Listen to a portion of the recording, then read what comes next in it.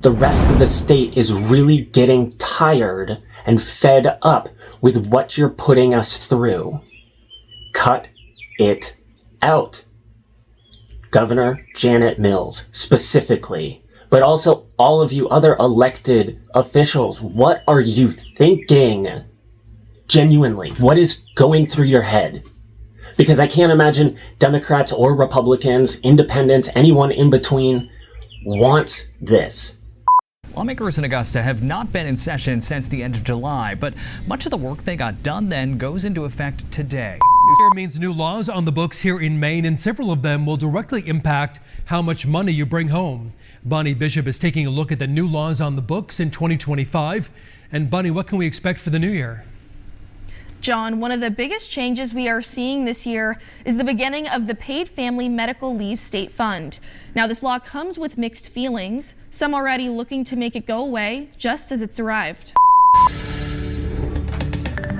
Another two-year budget bill will soon go in front of the legislature for full consideration. The $320 million plan, which is expected to be printed today, adds new initiatives and taxes to the two-year budget that Governor Mills signed back in March.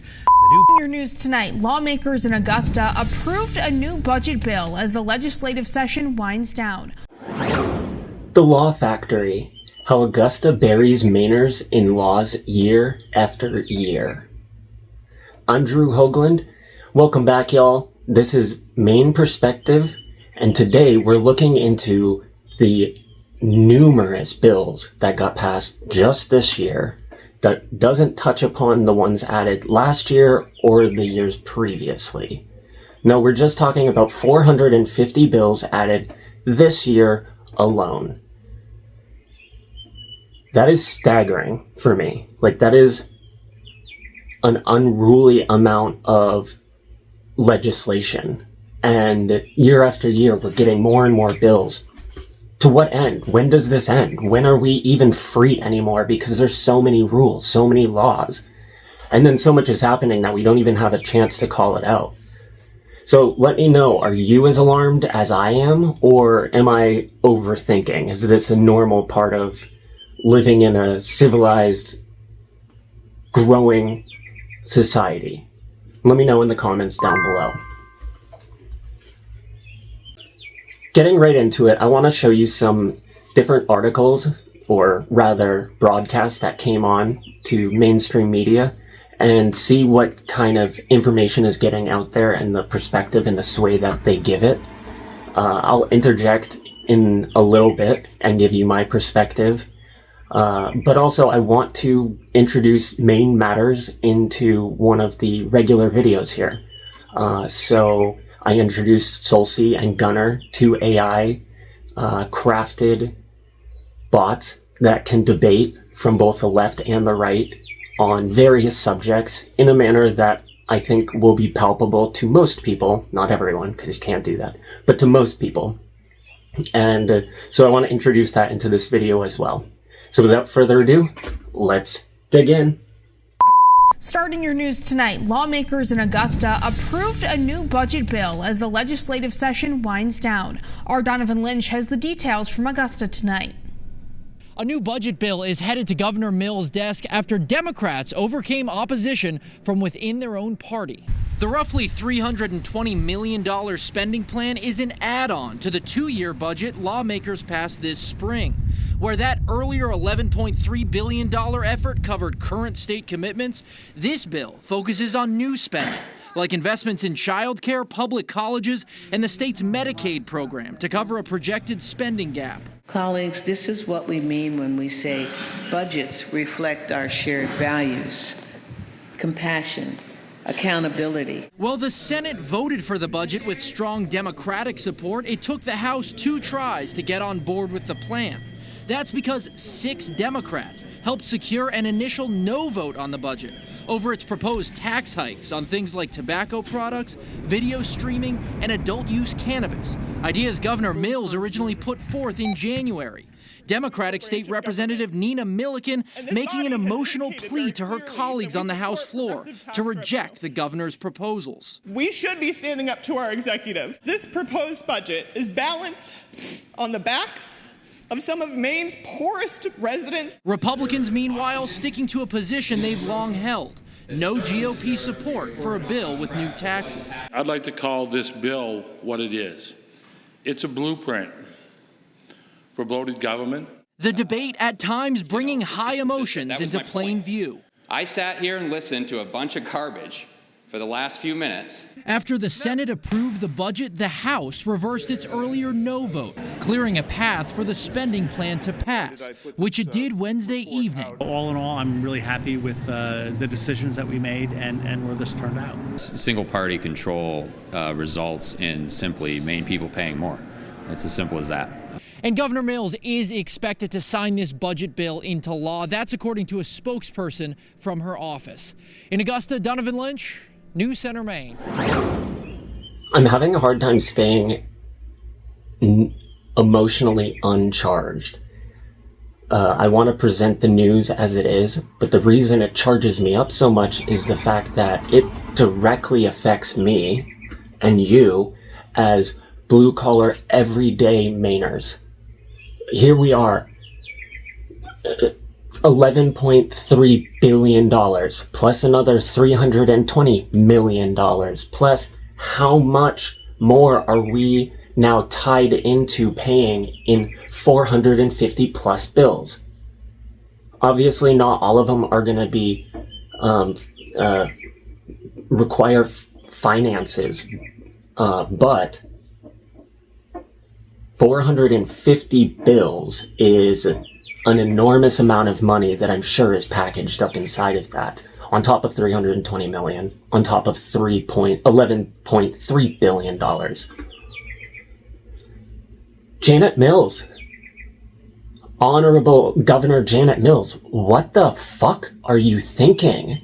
And other elected or sometimes unelected officials, as the case with the PUC, the POSs, how dare you do this to us Mainers? We're struggling as an employed individual. If you count YouTube, I have 3 jobs, trying to make ends meet and still struggling. But then I look around and there's people that are benefiting that are not working like I am for sure, and somehow they're better off than I am. Make that make sense. And it's just year after year, we introduce so many bills. Year after year. What does that mean? 10 years from now, if we keep up at this rate, what does the state of Maine even look like? It is just a controlled government, sanctioned and authorized statehood. I'm genuinely scared of where this leads us in the future. My grandfather, who was born in 1909, would not recognize the very place his home still stands. That's mind-boggling. He's only been dead for almost 20 years. Damn. But what is going on? And I asked AI what average Mainers pay. So in my tax bracket, it's saying allegedly that I pay about 27% in taxes, which I don't really understand, because more than 27% of my taxes, I have more than 27% come out in taxes each paycheck, and at the end of the year I really don't get much back. So I don't fully understand that. Finances aren't my groove, so I can't claim to know much about that. But even at 27%, the Boston Tea Party rioted over 2 to 3% taxes on tea and other imported goods. 8 times that now, minimum. I guess some silver lining is the fact that no Republicans signed on to this bill, and there were at least one reasonable Democrat decrying this bill. So that shows me that there is some hope. But what it also says is that when this goes sideways, which it undoubtedly will, only Democrats can be blamed. Janet Mills won't be in office then by the time the shit really hits the fan, I'm sure. Hopefully she won't be in politics anywhere at all, period. Maybe in Canada, since she had such a great time. You can go north. You can run for politics there. Farmington, your hometown, doesn't want you. The rest of the state is really getting tired and fed up with what you're putting us through. Cut it out. Governor Janet Mills, specifically, but also all of you other elected officials, what are you thinking? Genuinely, what is going through your head? Because I can't imagine Democrats or Republicans, independents, anyone in between wants this. Taxes like this, at this unreasonable rate, and it doesn't benefit me at all. Like if I need help at all, which I did last year, there was nothing for me. I was right in the middle of everything. I fell through all of the cracks, even though I worked day in and day out, multiple jobs. And then there's other people that are getting handouts for doing far less, if not anything at all. That's not right. That's not the way of life should be. I see, Governor Janet Mills, why you allowed the state motto to change, because Paula Page actually changed it. I thought Janet Mills had, but Paula Page did. Janet Mills didn't change it back. Open for business? The hell kind of slogan is that? Nah. The way life should be. Return it. That could be one thing you do that actually makes you somewhat redeemable, because it's awfully hard to find any redeeming characteristics for you, Governor Janet Mills. I think President Trump is right. You do not belong in politics anymore. You are so far detached from your supposed constituents that you're not seeing things clearly. And a lot of you elected politicians that are career politicians, you gotta go. You gotta go. Your mind has been fed by this machine and you're so disconnected from the rest of us. You do not represent us. Let's get back into the videos. The budget process always kicks off in January, and it takes a long time for things to develop.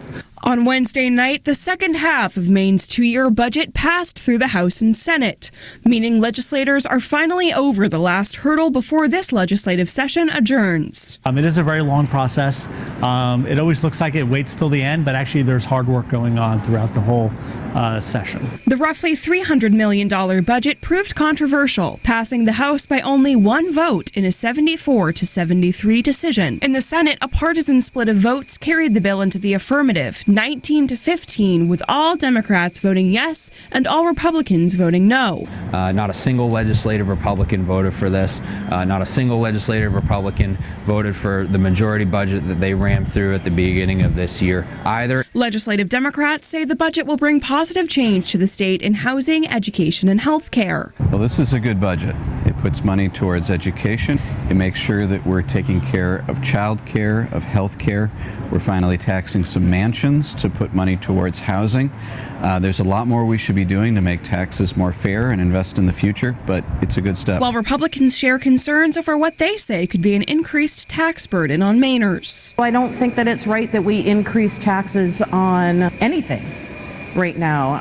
I think we need to be cutting spending in areas where we've overinflated, and so I can't support a budget that has tax increases on any Mainers at this point. Legislators say they only have procedural matters left to air out before the adjournment of the session. I'm proud of the work that all the legislators who participated did. And, and before you know it, we'll be back here working on another one. In Augusta, Callie Warren, ABC 7 and Fox 22 News. That video could not have ended on a more ominous tone. The swarmy career politician saying, before you know it, we'll be back at it again. No, please stop. Please don't. Cut it out. Like, do you get that we have had enough? You're all gleeful and you're all happy and you're saying it takes a long time for this to work, but you only work from January to June, and yet you still have time to pass 450 bills, which is notably smaller than the 2,000 plus bills that were pushed before the House. So, I mean, in that regard, yeah, that's a small amount. But are you kidding me? that why do we need this much? What is in one of those bills that's getting pushed through because it's attached to something else that is actually beneficial or could be beneficial? One of those, I forget the term, I said it in my last video, but where they attach one bill to another and try to get both of them through as one. I can kind of understand why they do that, but also I think the legislative sessions needs to change. That's an outdated system. It's based on farming and on the seasons and getting the legislature back to their homes, which they would come far away when it was horse and buggy times. We don't live like that anymore. We don't live like that anymore. We live not on a New York minute anymore, but a global second. Everything is so quick. And yet our legislature is so far behind. Personally, that's something I could get behind, reworking, restructuring, and coming up with a new thing, because it's just not working. Let me know in the comments down below if you agree. Does the legislature session and how it works need to change for modern times? Or do you think it's a staple of tradition? It's not constitutional. I mean, I guess part of it... Okay, let me know your thoughts down below. As I get older and older, I am more a firm believer that if you don't work, you don't eat. Obviously, disabilities, certain ailments, yeah, we need to take care of orphans and children and elderly. But let's be real. So many people could be working but are not working. And it makes me think of the biblical verse from 2 Thessalonians 3:10. For even when we were with you, we would give you this command. If anyone is not willing to work, let him not eat. And that was Paul saying, like, even if he was with you, meaning the Thessalonians, he would say the same thing to them. If you're not willing to work, you're not going to eat. And even within the context, Paul does specify that that doesn't mean disabilities. It doesn't mean orphans and widows, and not that those orphans and widows, not that they can't work, but that's just how it's phrased in the scripture, is you make sure to take care of orphans and widows. And obviously orphans shouldn't be working. I meant widows, and anyway, you know what I meant. I'm just more and more of a firm believer. You don't work, you don't eat. If you can work and you choose not to work, you don't get to eat. And I'm so behind RFK getting rid of shit food from SNAP. There is no reason for it. There is no benefit to it. It is stunting in growth, especially in children, but also in adults. No reason for it. So get it gone.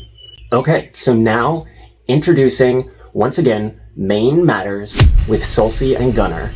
They're going to walk us through their ideas on it, from Gunner's a Republican and Solcy's a Democrat. They reference me as the source.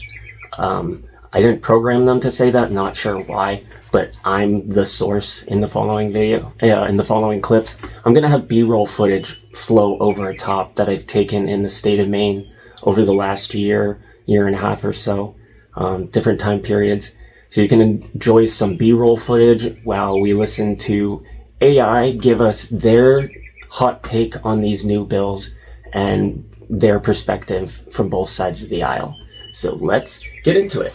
Okay, let's unpack this. Our sources for this deep dive, they focus on Maine's recent legislative session, and wow, what they reveal is pretty astonishing. Astonishing is a good word for it. Yeah, nearly 400 new laws passed in just one session. It's a fascinating look at the sheer speed of modern governance and what that might mean for you. Exactly. And that rapid pace you just mentioned, that's precisely where our sources kick things off. It really makes you think, doesn't it, about the actual process of making laws and how it affects people's day-to-day lives. Here's where it gets really interesting, maybe even a bit mind-boggling. The sources hammer home the volume. Almost 400 new laws, like I said, in the latest session. And apparently this isn't, a one-off. Over the last 10 years, Maine's averaged somewhere between 300 and 450 new laws every year. Every single year. Wow. Yeah. And the calculation our source makes is pretty stark. Maine's citizen legislature, so these are part-time lawmakers, right? Not full-time politicians. They work January to June. They passed, get this, more than 3 new laws every single day they were in session. 3 a day. That number alone is just staggering, isn't it? It immediately makes you wonder, well, how can that much legislation possibly get the attention, the scrutiny it needs? And that's exactly the nerve our source hits. They don't really pull any punches. They actually describe the legislature as basically a rubber stamp assembly. A rubber stamp, okay. Yeah, suggesting it's, heavily swayed by party leadership and maybe lobbyists with the deepest pockets. Now, super important here. This is the viewpoint from our source material. We're not endorsing it, but it's a strong claim they make about the whole process. Right. It's crucial to frame it that way. And what's striking there from the source's angle is how this kind of influence, if it's happening, could potentially undermine the whole idea of a citizen legislature. Exactly. It leads you to ask, if the sources have a point, where does the real accountability actually sit in this rapid-fire lawmaking? That's a really powerful question. And it's one the source tries to tackle by drawing this very sharp distinction between what they call a politician and a statesman. Ah, yes, that distinction. I think maybe the most sort of profound takeaway from this whole critique isn't just the number of laws, is it? It's about the kind of leadership they think is at risk. Right. The source really forces us to look at this fundamental difference they see. They paint a pretty clear picture. A politician, in their view, is someone focused on getting reelected, towing the party line, keeping funders happy. Keeping the seat. Yeah. Right. Whereas a statesman, as they describe it, is more like a servant of the people. Someone guided by principles who actually understands the Constitution and, crucially, focuses on the long-term good for all citizens. So connecting that back, what kind of laws actually came out of this environment, according to the source? They give some interesting examples. There was the expansion of ranked choice voting. The source suggests this actually makes elections more confusing, which, directly counters the usual argument about it giving more choice. Interesting tension there. Totally. Then there's a bill to stop ticket gouging, like for concerts and stuff. And interestingly, the source actually calls this one a common sense fix. So a moment of sort of practical agreement, maybe. Okay, a bit of common ground found. Seems like it.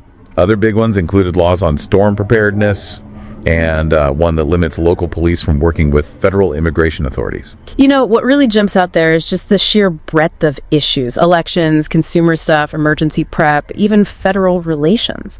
It shows how these, potentially hundreds of laws touch almost everything. Absolutely. Which just reinforces the source's main worry about the overall impact. And that core concern, it really comes back to basics. Freedom in the Constitution. The Force argues pretty directly that each new law chips away at a little bit of our freedom by adding, quote, complexity, another rule to follow, another tax to pay.